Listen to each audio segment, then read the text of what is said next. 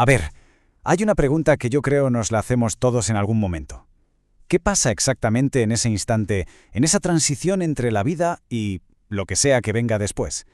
Pues hoy vamos a explorar esa cuestión desde una perspectiva muy concreta y detallada, la que nos ofrece la doctrina espírita. Es la gran pregunta, ¿verdad? La que ha fascinado a filósofos, a religiones y bueno, a cualquiera de nosotros en algún momento. Pues bien, el espiritismo nos da una respuesta muy concreta y todo gira en torno a un concepto clave que vamos a desgranar ahora mismo. Y esa respuesta, pues, gira toda en torno a un concepto que llaman la turbación. Y ojo, lo primero que hay que dejar claro es que no es un castigo ni nada por el estilo, ¿eh? Se trata de un proceso completamente natural. Es un estado de confusión, como una especie de niebla mental mientras el espíritu se va adaptando a su nueva realidad. Es, en definitiva, el puente que une esos dos mundos. Vale, entonces, ¿cómo se siente de verdad ese despertar del alma? ¿Qué es lo que percibe el espíritu en plena transición?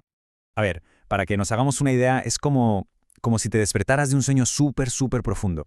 Por un momento no sabes bien dónde estás, qué ha pasado, qué es real. Esa sensación de desorientación, ese intento de colocarte en una realidad totalmente nueva, es la imagen que más se le acerca. Y de hecho no es solo una metáfora. Un espíritu evocado, el Dr. Vignal, lo describió tal cual, no como un final de golpe, sino como un despertar muy gradual de una letargía. La conciencia no vuelve de repente, sino que lo hace poco a poco, idea a idea. O sea, que este despertar tiene como unas fases, ¿no? Primero, hay un estupor inicial, una confusión que es total. Después, poquito a poco los recuerdos empiezan a volver, las ideas se van aclarando. Y ya, al final, llega la plena conciencia, la comprensión de que se ha dejado atrás el cuerpo físico. Pero bueno, aquí viene lo importante, lo que es de verdad crucial. Y es que este puente, este tránsito, no es igual para todos, para nada.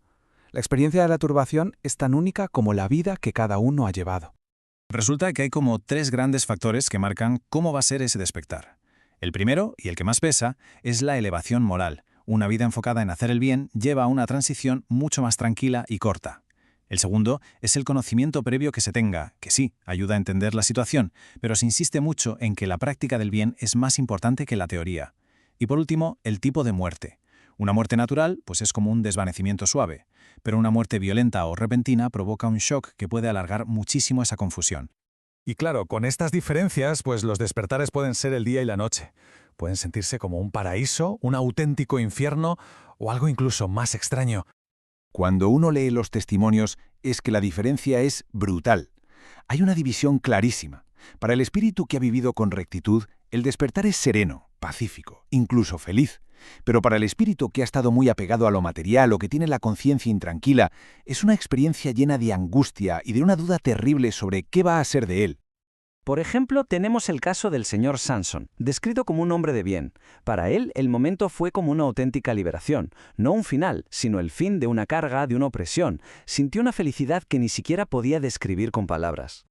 Y ahora, la otra cara de la moneda. El contraste es brutal. El espíritu de un suicida describe una tortura que cuesta hasta imaginar, una sensación física real para él de cómo su cuerpo se descompone, una sensación de ahogo, una pesadilla que es consecuencia directa de sus actos y de su estado mental.